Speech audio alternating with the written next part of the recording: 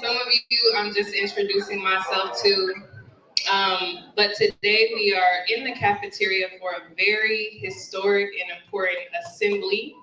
Today we have Dr. John Carlos. If you look over at this computer screen, you will see him there. He was a track Olympian. Do I have any track runners in here? Raise your hand.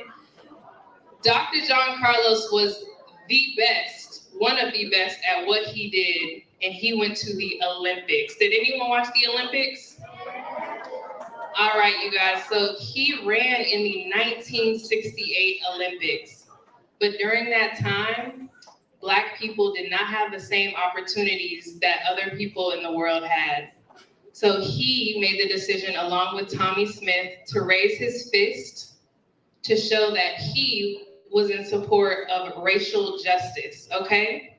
And he's still fighting for that cause today. I just really want to say it's important to be exposed to our history and experience things that happen and cause us to be where we are today. And I'm so happy you guys have this opportunity to learn about your history, okay? So it's important that we're quiet during the assembly, not because I want y'all to never talk, but because I want everyone to have a chance to listen to what he has to say, okay? All right, and so this is Miss Dozier. She's just gonna, we're gonna be walking around and she's gonna explain that part to you, okay? Okay, so when the time comes, we're gonna be walking around to a few students to ask Dr. Carlos a few questions, okay? When we're talking, we're gonna hold the microphone to our mouth so he can hear us clearly and speak clearly. Okay, and so we have the names here already. Actually, I'm gonna go ahead and read the names out to you. So for third grade, we're gonna have Matthew Ballin, Blessing Phil, Logan Smith, Zuri Landon. That's for third grade. Fourth grade, we're gonna have Layla Williams, Tyler Randolph, Chaya Jacobs, Madison Kellum. And for fifth grade, we're gonna have Kylie McGuire, Kyle McGuire, Olivia Turner, Mason Colton, and Kenya Greenwood.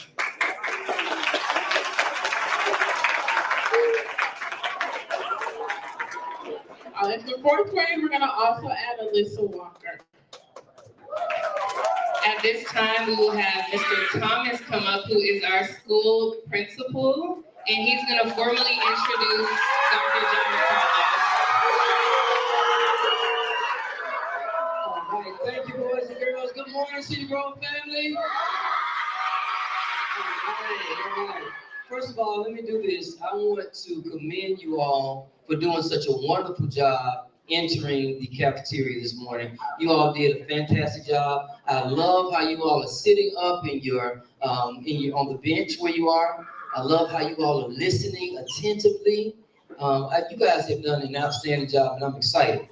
Well, Ms. Hill and Ms. Dozier have already done an outstanding job introducing who Dr. John Carlos is. I've always seen his picture in various magazines, whether it was in Ebony or Jet or on the internet, in different places. But he is a legend, which means he is super famous, not only in the United States, but throughout the entire world. As Miss Hill mentioned, he was a 200-meter race runner. He ran 200 meters. Anybody know about the 200-meter race? All right. He ran the 200 meters, won the bronze medal in the 1968 Olympics, and he and his teammate by the name of Tommy Smith, who won the gold that year, they raised their fist. But when they raised their fist, what they were doing was saying that they were against some of the injustices that were being portrayed or given to African Americans during that time.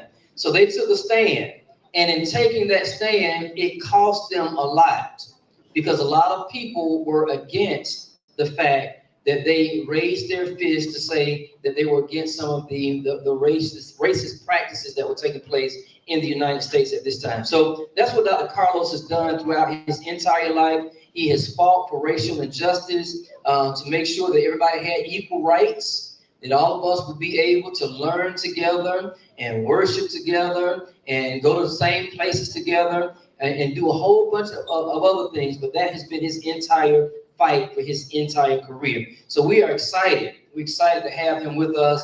He is legendary. Well, I also want to say thank you to the Cobb County Schools television production unit company. They're here to film us today. You all give them a hand as well. Let's have them.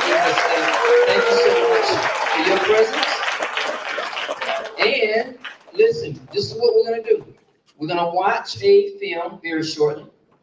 You're going to see some information about Dr. Carlos, and then we will ask questions. And the individuals who have been identified will be able to ask questions. But we're excited. Dr. Carlos has been given 3 honorary doctorates throughout his career. He is absolutely fantastic. So once he gets in, we ask Dr. Carlos to come in. Once he gets in, we're going to give him a resounding applause, which means we're going to cheer loudly for him and let him know how much we appreciate his presence. I do want to say thank you also again to Ms. Hill and Ms. Dozier. Thank you all so much for inviting him to be with us today. Thank you all so much for that. Thank you also to Ms. Hill, our media specialist. She's behind the big TV.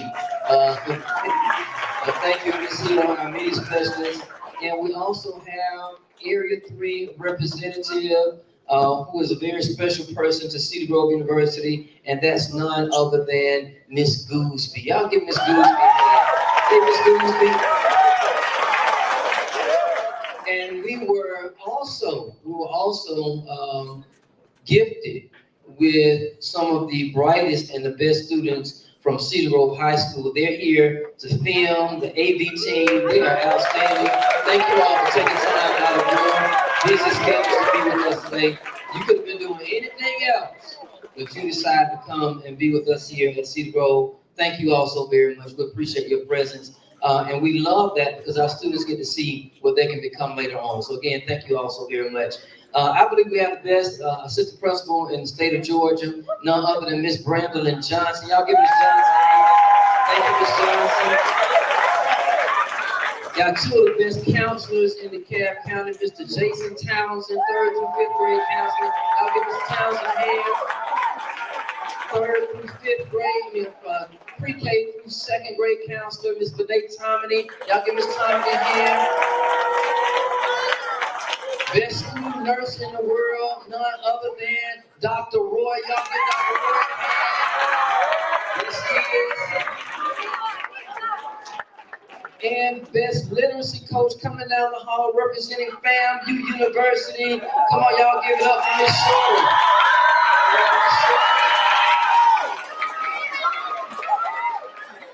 And we're so excited. We have outstanding representing Spelman College, none other than our dynamic music teacher, and that is Miss King. Y'all give Miss King a hand. Thank you, Miss King. MTSS specialist who got a promotion this year, Miss Stevenson. Y'all give Miss Stevenson.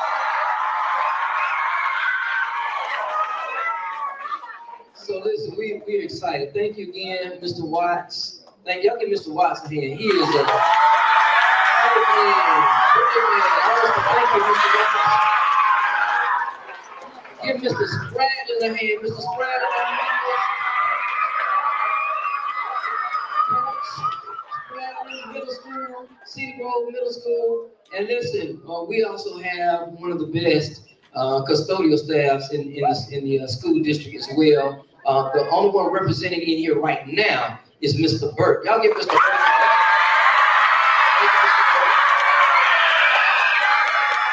And you know how I feel about all of our professors here. All of our professors at Cedar Grove. Let's give all of our professors a hand.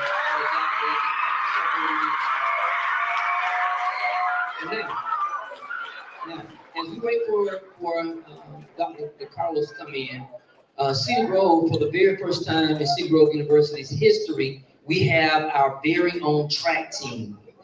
We have our very own track team. For the first time, listen, for the first time in the history of the Cobb County, of this school, Cedar Grove University has its own track team for elementary. They went out last week, 2 weeks ago. They showed out. did an outstanding job. I'm so excited, very proud of them for doing a dynamic job. But listen, they would not be where they are today were it not for their coach, none other than Miss Cheney. Miss Cheney, stand up. Thank you, Miss Cheney. Thank you, Miss Cheney. Now, can I tell you all a secret about Miss Cheney? Listen. Let me tell you a secret about Miss Cheney. Listen now. Y'all listen? It's the secret about Miss Cheney. Miss Cheney was my first grade student. I was her principal when she was in the first grade. I remember Miss Cheney when she was 6 years old. Can you believe that? So Mr. Thomas is not getting old, Miss Cheney is. Come on, y'all give Miss Cheney. Miss Cheney. Good job. All right, now, we are ready now. We're ready. I want to also say thank you to all of our students who participated, because again, one of the top art teachers in DeKalb County is none other than Dr. Triplett back there. Y'all see Dr. Triplett? She had you all participate in the coloring contest. Everybody listen? Everybody listen? She had you all participate in the coloring contest, and today we're going to award the winner in front of everybody when Dr. Carlos comes in. So listen, without further ado, I'll turn it over, Ms. Hill, to you all. Come out. Who's coming? Okay, all right. So we're gonna watch the video. Everybody pay attention to the video, but listen quietly. Great job. Proud of you guys. Thank you. American sports culture dominates in the late 1960s.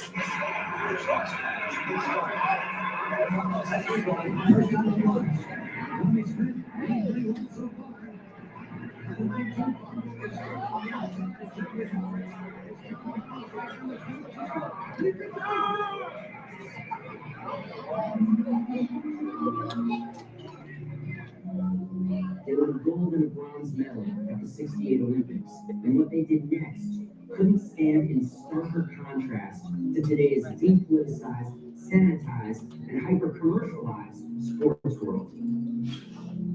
They didn't pull a Jordan at the 1968 Olympics and use their platform on the global stage to protect an endorsement deal. No. These guys had a point to make. As they walked to the platform, they took off their shoes and carried them to protest poverty in America. They wore beads to protest lynching, and John Carlos even unzipped his jacket, a violation of Olympic protocol, to represent, as he told me, his working buddies, black and white, back home in New York City. And in perhaps the most famous gesture in Olympic history, they raised their fists during the national anthem to show solidarity with the civil rights movement.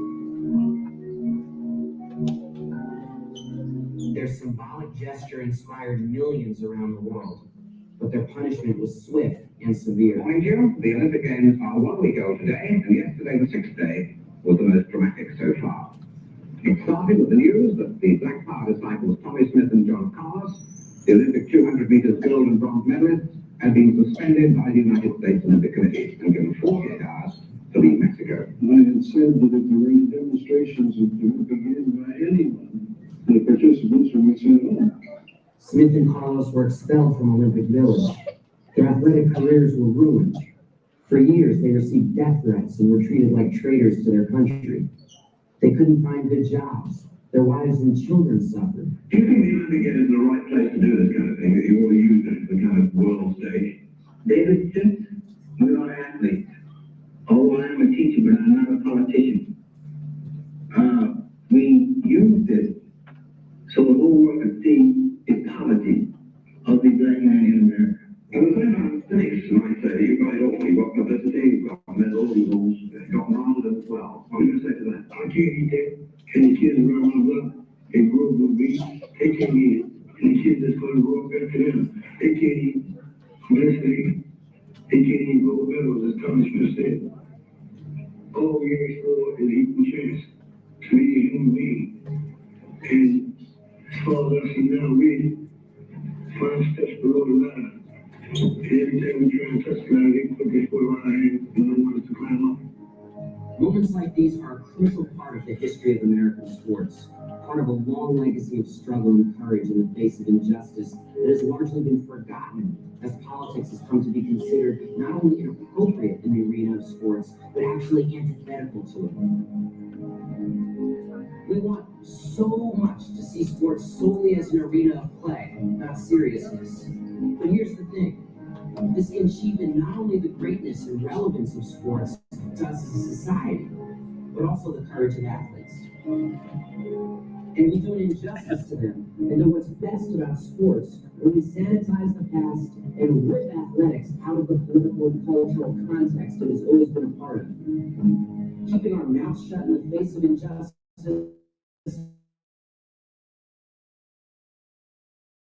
made popular with the keepers of normality. But real courage means standing up when it's not popular. And real men and real women don't ask permission to raise their fists.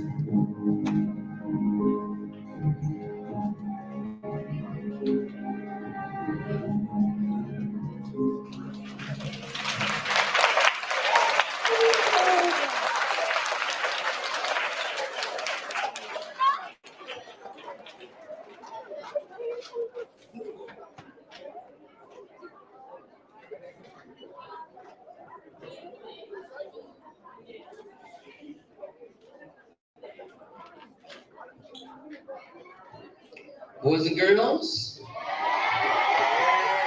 at this time, let us stand and give a round of applause to Dr. John Carlos. Come on, let's stand up.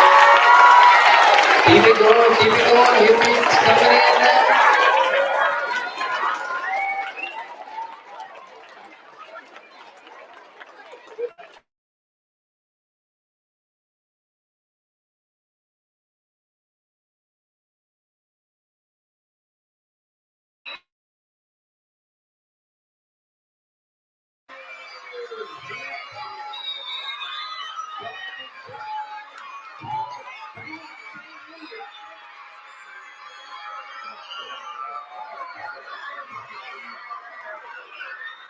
Welcome to Cedar University. A legend in his own right. Come on, y'all, let me see it, let me see it.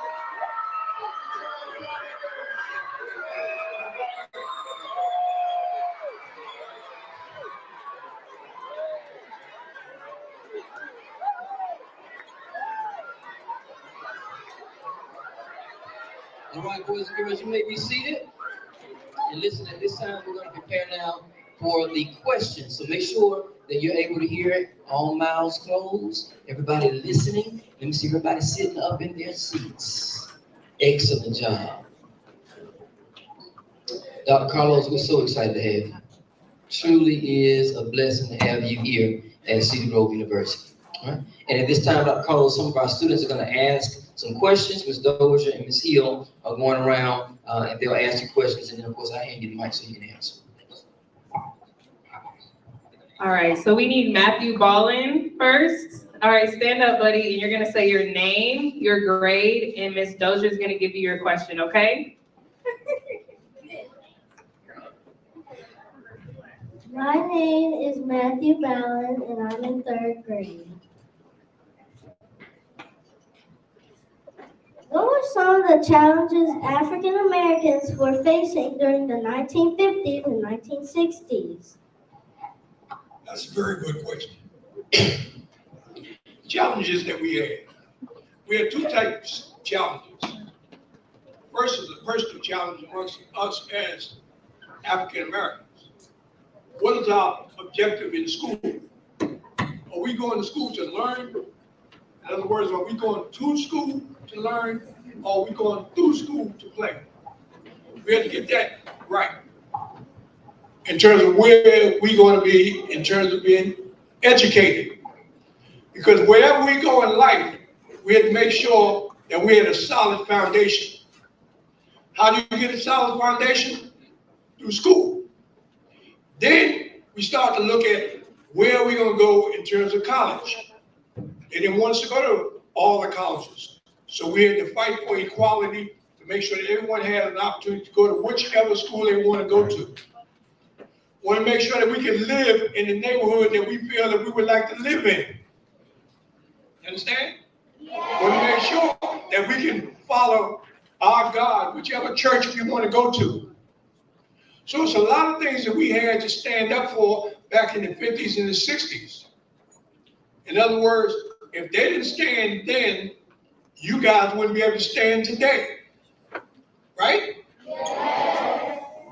And let me ask you a question. And this question is to all you guys. How many of you guys in here think you could be an Olympian one day? I like that.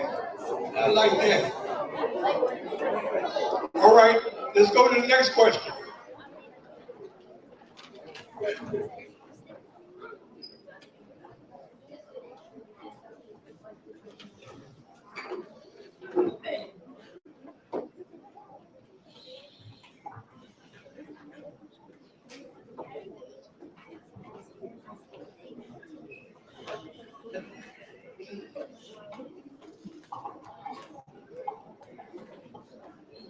Blessing Phelps. Hello, my name is Blessing Phelps, and I am in third grade. What does boycott mean? Why African American athletes want to boycott the 1968 Olympics? I'm going to read the question again for her. What does boycott mean? Why does African American athletes why do they want to boycott the 1968 Olympics? You did a great job. Okay, boycott means to not participate.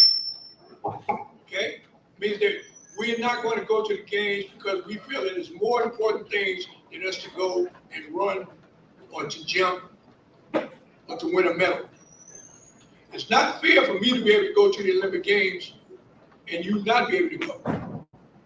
So we say we want to make sure that everyone has the same opportunity to go. You see little white kids, they can go to certain schools that they wouldn't allow your parents and your parents' parents to go. So in other words, what we had to do was say, like Rosa Parks, if I can't ride on the bus,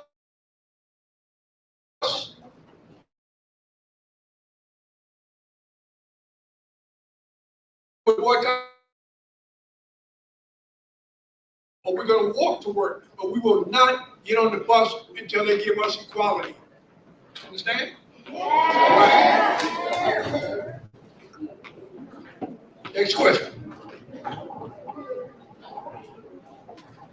Leah Williams.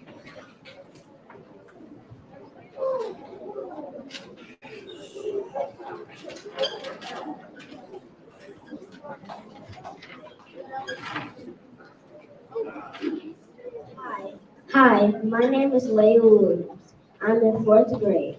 You also worked in a school. What advice do you have for students or staff to make school better? Could you read that last part? You also worked in a school. What advice do you have for students or staff to make school better? Okay, great. Now, let me ask you guys, when you go home at the end of the day after you playing in recess, after you did a hard day's work at school, learn as much as you can learn, and you go home, and your stomach started acting funny, what do you do? What do you do? Huh? Not a stomach ache, Bill, not that kind of. Huh? Speak up. No, not too bad for you. Okay. Huh? All right, now let me tell you what it is. By the time you get home, after all the day's work, it's time to eat. And your stomach is saying, feed me, I'm hungry, right? Everybody's stomach talks to it, right? Well, check this out. There's two types of hunger. There's a hunger in your belly, and then there's a hunger in your mind. If you don't feed your belly, you're going to die. You have to eat to live. If you don't feed your mind, you're going to wish you were dead. You understand? Because if you don't have the knowledge here that you guys have the opportunity to learn right now, if you don't get this knowledge here, down the line, life is going to be so bad for you.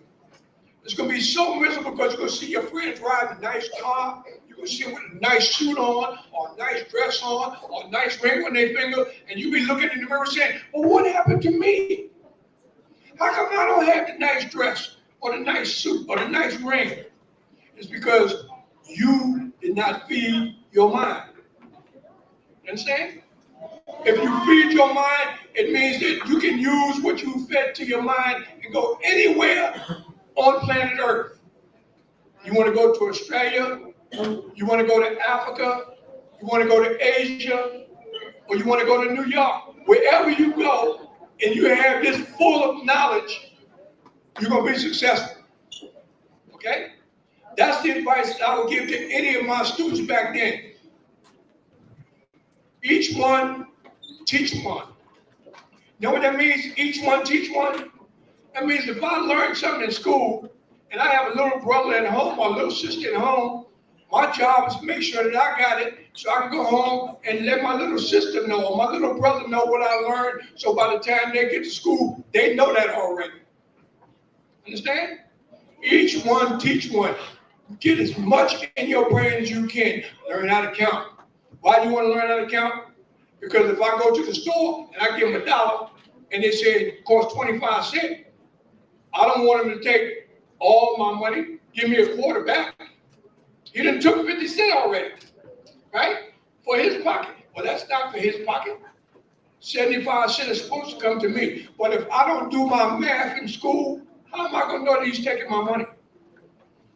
Remember, each one, teach one. Push yourself to learn as much as you can. If your buddy want to play in the classroom, tell him, say, oh, wait a minute, man. We're going to be going to recess in another 10 minutes. Don't play now, man. I got to get this math down. Don't play now, man. I got to get this spelling word down. And then when that 10 minutes go, let's go outside. Let's have a good time. All right? Next question. All right. 4th grade, Tyler Randolph.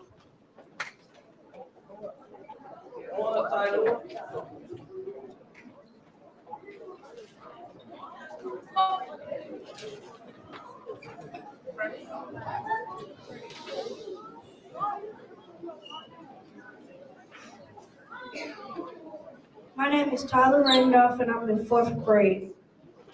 Who are some athletes or leaders you have met? Who are some of the athletes that I've met? I've met a lot of leaders. There's a guy that I met when I was a little boy named Adam Clayton Powell. You need to go back and find out who Adam Clayton Powell is. Okay? There's another guy that you probably heard his name before, was Malcolm X. When I was 13 years old, I had an opportunity to run around with Malcolm X for about a year and a half. So a lot of things that I've learned through that experience, through that time that I had with Malcolm X. I met one of you guys, fellow heroes in the state of Georgia, which is Dr. Martin Luther King. I had an opportunity to meet with him and sit down and talk with him. Okay? I had an opportunity to meet Barack Obama. And listen, guys, remember this. Just like I'm telling you that I've met these people and I hear you say, well, I am you. You are me. In other words, what I'm saying is, by the time you get to be my age, every one of you guys have the same opportunity to meet the people, the same people I've met, the famous people that you read about, the same people that you see on TV. I've met them. Well, in your day and time, it's going to be people that you're going to meet the same way. They're going to ask you that question when you come to a school like this. Who did you meet? Then you can tell them, yes, I met John Lewis. I met Rosa Parks. I was blessed to be able to meet all of these people. But at the same time, the first thing that came to my mind was, boy, thank God that I paid attention in school. Because if I didn't pay attention in school, I wouldn't know who any of those people were. Yes. Right? All right, 4th grade, Chaya Jacobs. Chaya?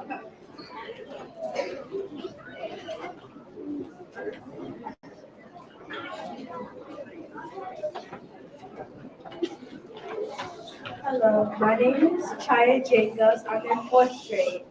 Who's that other man in the picture? He doesn't have his fist up. The other guy in the picture is my brother from another mother. Okay? And his name is Peter Norman. Now, Peter Norman didn't live in America. He lived on the other side of the world. He lived in a place called Australia. Okay? Now, what I like about Peter Norman was, I'm a black man or black young man.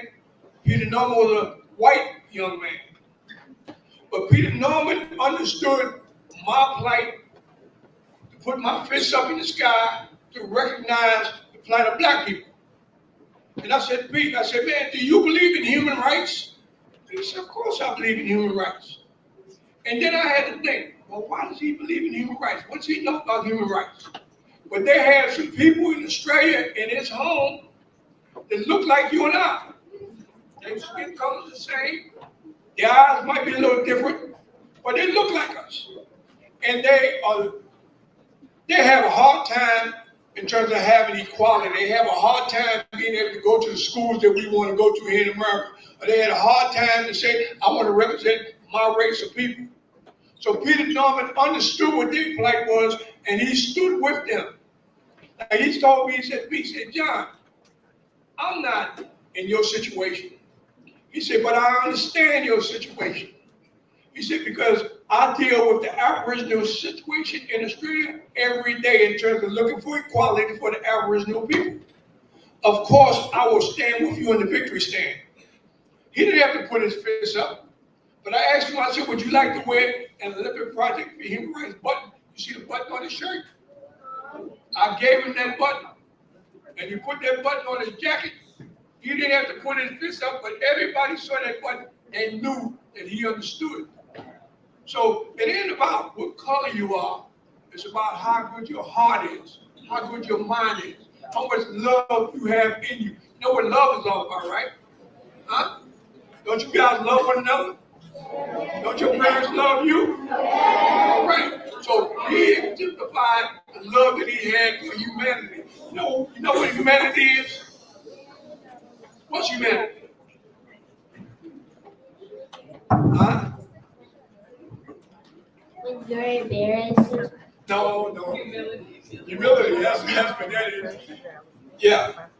Humanity is the world. There you go. My man, step up. Hey man, stand. Let everybody see who you are. What's your name? Huh? Anthony Cloud. Anthony is right. Humanity is the world. Humanity is in this classroom right now. Okay? Everybody here is a part of humanity, and everybody should have a chance to share equally in this humanity that we have, right? No one should be able to tell you that you can't be the president of the United States. They should tell us that before Barack Obama came about. And everybody here knows Barack Obama, right? Right. So now we get ready to make history again. Because Barack Obama was the first black president, right? Now, if Ms. Harris wins this election, she will be the first what? First black female. Okay? She'll be the first female president, right? But also she will be the first black female president, which goes a long way. And just imagine where you guys are going to be, how many things or doors going to open up for you, opportunities going to open up for you as a result of what's happening right now while you're in grade school. All right. So guys, we only have 3 questions left, and then we'll be wrapping up. So 5th grade, Kyle McGuire.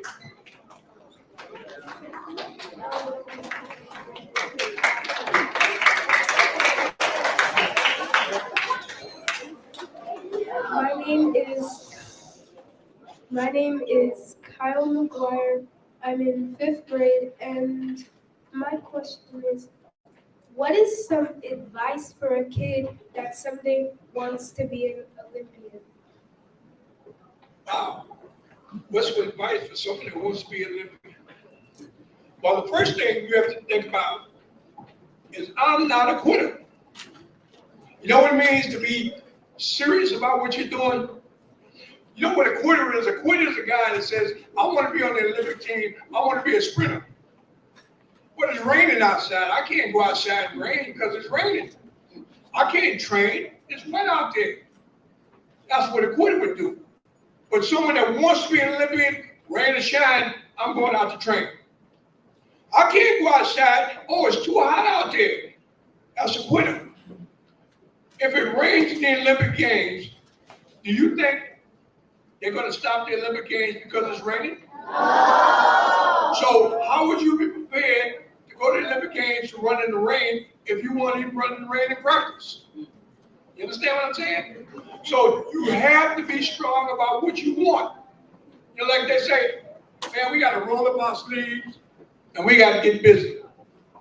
That's how you become who you are. These spelling words that you have to spell at night. If you look at the words and say, man, you know, I'll look at them words, man, but I'll do that later. Later come, I'll do it tomorrow. And then when the tests come up and you're not prepared for the test, you know what happens? You fail the test. But then when you go home and you look in the mirror, you fail the test because you quit. Quitters never win, and winners never quit. All right? Remember that slogan. Let me hear you say it. Quitters never win, and winners never quit. All right. All right. 5th grade, Olivia Turner. Mason Colton.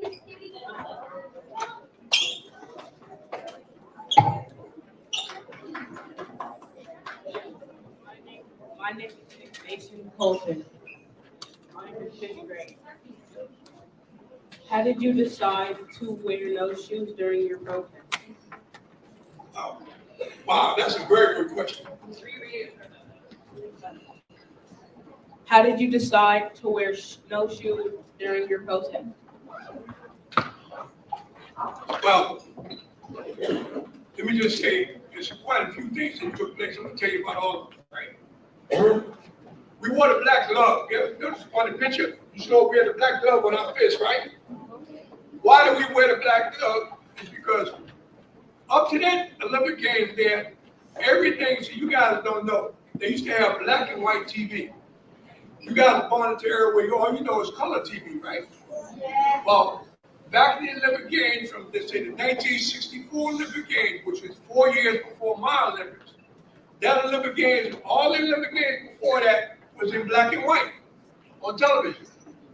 So in 1968, they left black, excuse me, they left black and white and they converted over to color TV. So we wanted to put the black glove on for the color TV to let them know without a doubt who we represented foremost, which was black people. Okay? So that's why we wore the black glove. Mr. Smith put a scarf on his neck. He had a black scarf tied around his neck. The black scarf on his neck was to show black pride. In other words, you guys have to be prideful of yourself. Have respect for yourself and say, man, I have pride in you, brother. I have pride in you, sister. Pride. So he wore that black scarf to show black pride. I had beads on my neck.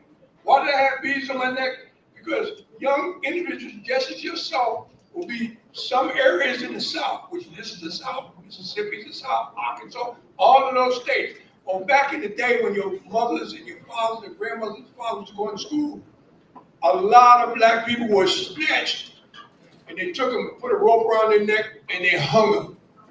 They called them lynching. Okay? So when I put the beads on my neck, that was to exemplify all of the lynching taking place before my time, during my time, and hence my time, after my time. They're still lynching us. Okay? So we want to represent that. And then I didn't have my uniform zipped up. You notice in my picture, everybody else had their uniform zipped up. Mine was wide open. It's because when I was there, I was thinking about my mother and my father. You know, I hear about this woman that's running for president, Ms. Harris. She makes a statement about she wants to take care of the middle class and bring them back up to the standard of life. Well, when I was on that victory stand, I thought about my father. My father was a shoemaker, cobbler, fixing people's shoes. My mother was a nurse at Bellevue Hospital. I want to go there and represent the blue collar workers, which my mother and father were. That's been the real foundation of America and has been pushed to the side, like forgotten.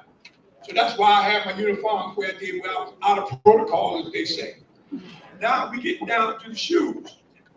We didn't have any shoes on because in the South, like in Mississippi, Alabama, Arkansas, those places that I mentioned, Texas, black kids didn't have shoes. A lot of black kids didn't have shoes, and they would have to walk 5 to 10 miles a day each way, going to school and coming from school with no shoes on their feet. Why? Because we didn't have the money to buy shoes. They wasn't giving us the money that we earned, equal share for the work that we did. So a lot of our kids had to go to school with no shoes. So when we went up on the victory stand, we wanted to have no shoes on our feet to illustrate the poverty of black people. You know what poverty is?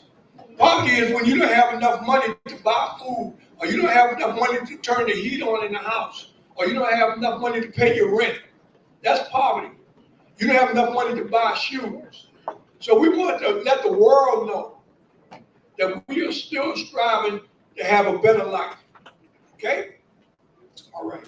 All right, this is our last question, guys. Alyssa Walker. Alyssa?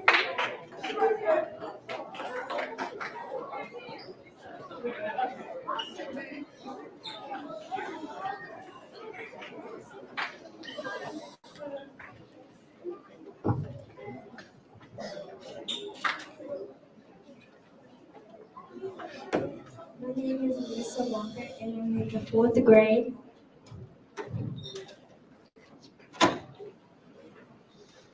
Was it all worth it?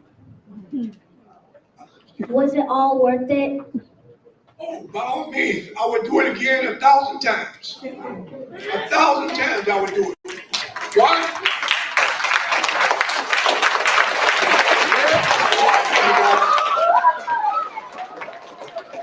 Oh, listen, let me just say something else to you guys right now. You know, I was telling your good principal here. I was telling when I was in school, I couldn't read. I looked at what's Martin? Huh? Matthew. But Matthew got up and read that paper. And I was thinking to myself, God, when I was going to school in Matthew's class, I couldn't read. And that's the worst thing in the world, is not to be able to read. And as you grow older, you be wondering to yourself, say, man, what would things be like if I went blind and I couldn't read? See, a blind man, they got a thing called Braille, where you can put your fingers and it spell out the letters and make a word out of it, if you can read. But what happens if you go blind and you can't read? Then you're just in a dark room and you can't see anything. You can't even read anything.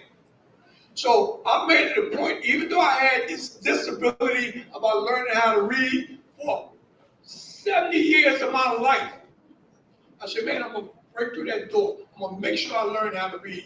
I'm going to make sure I can do the things that I need to do. Regardless of how many times I had difficulty, goes back to that word, I never quit. I challenge myself every day to be the best that I can possibly be. And that's what I want you guys to do. I want you to challenge yourselves. Everyone in this room, challenge yourselves right now to be better than you were the day before. God bless you guys, and thank you for having the opportunity to share.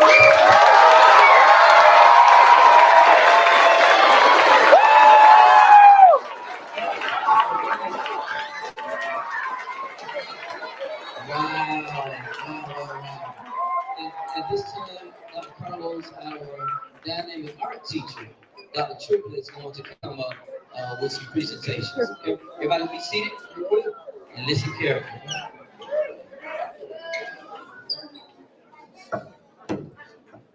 Thank you. I am honored to announce the winners of our coloring contest. First place, third place,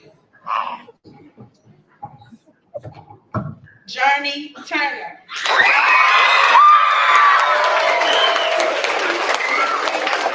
And each student is getting of their artwork, along with the fabulous art ribbon.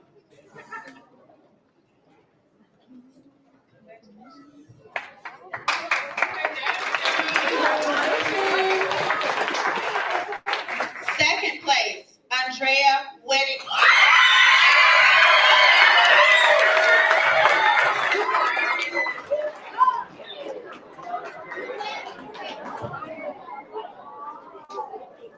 Good job. And first place, Cassidy Walker.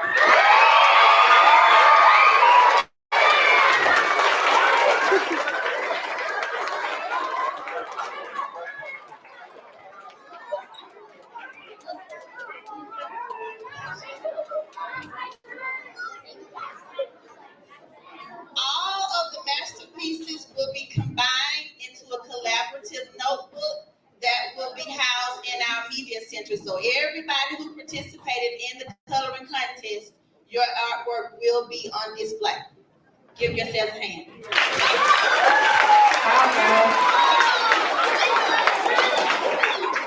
And then we have one more presentation, which is a framed copy of the first place artwork, the original artwork that we want to actually give to Dr. Carlos. So on behalf of Principal Thomas, AP Johnson, the entire Cedar Grove University family, thank you for your courage and thank you for your epic, legendary display.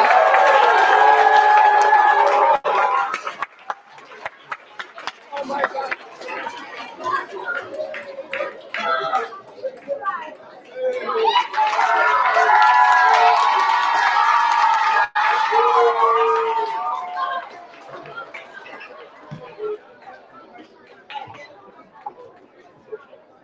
Hey guys, hey listen, you guys have been so really wonderful. Would you mind if I tell some of my friends about you guys so maybe I can convince one or two of them next time I come?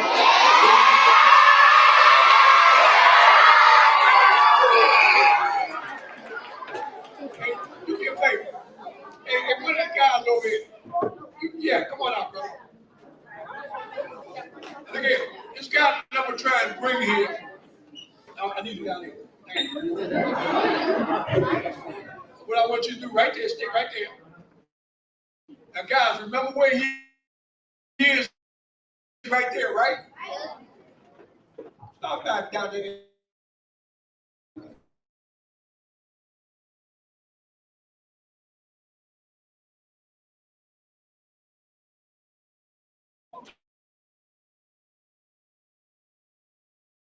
Feet. Just walk up 29 feet. 3, 4, 5, 6, 7, 8, 9, 10, 11, 12, 13, 14, 15, 16, 17, 18, 19, 20, 21, 22, 23, 24, 25, 26, 27, 28, 29. Hey, now you stand right there where you started. Hey, you stand there where you started. Okay, now, would you believe that someone could run down the runway and hit a board and jump from there all the way out to there? Oh my God. Hey guys, listen up. That's what a buddy of mine did. We grew up together in grade school, just like you. I became the fastest man in the world, and he became, I would say, Batman. He jumped from there all the way out to there. Now, you hear about Olympic records? Someone breaking a world record? You hear about Olympic records, right?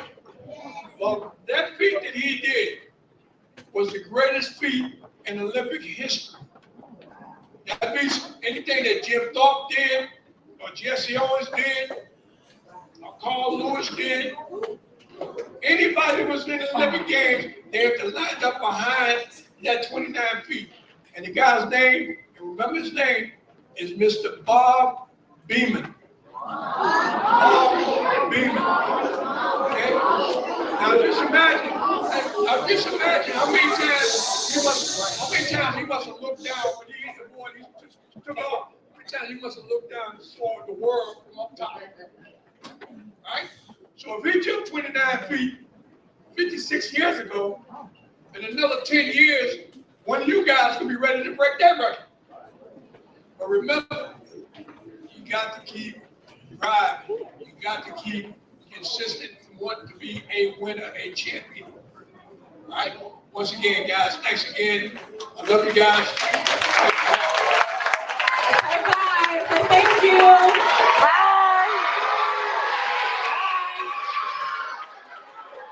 All right, everyone.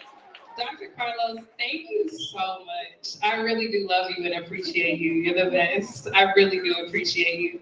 So this is the end of our assembly, but Mr. Thomas does have some closing words for everyone and for all our 3rd through 5th graders. But I just want to say thank you all for paying attention and just understanding that this is history.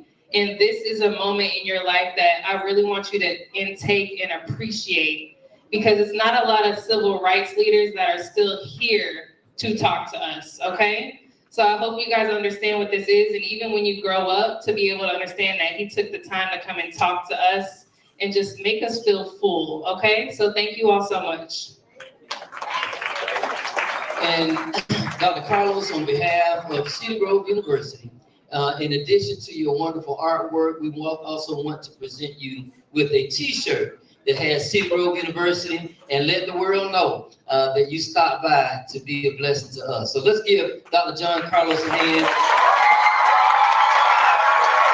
And let me say this before we dismiss. We have a dynamic track coach who's here at Cedar Grove, who is a track coach at Washington High School. He has won state championships, ran track for Morehouse College, and is doing some legendary things here at Cedar Grove. And that's none other than Mr. Portis. Mr. Portis, stand up.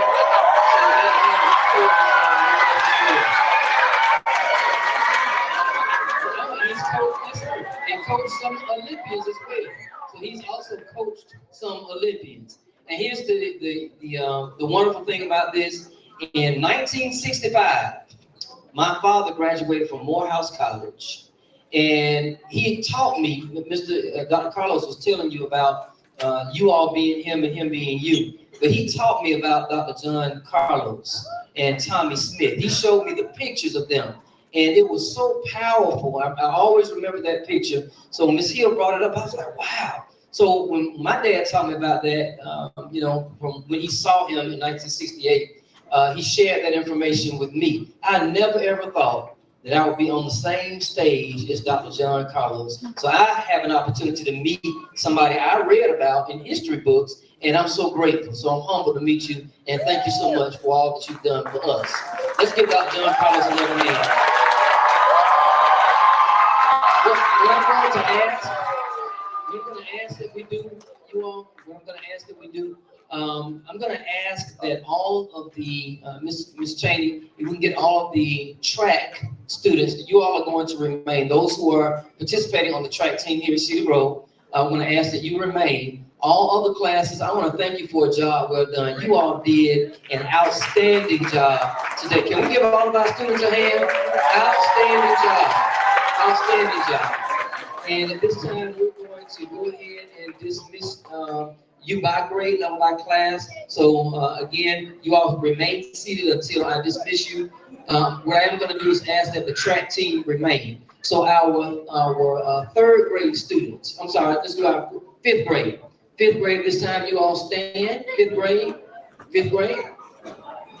And your teacher is going to lead you out of the cafeteria. Only 5th grade should be standing at this time. Thank you all so very much. 5th grade.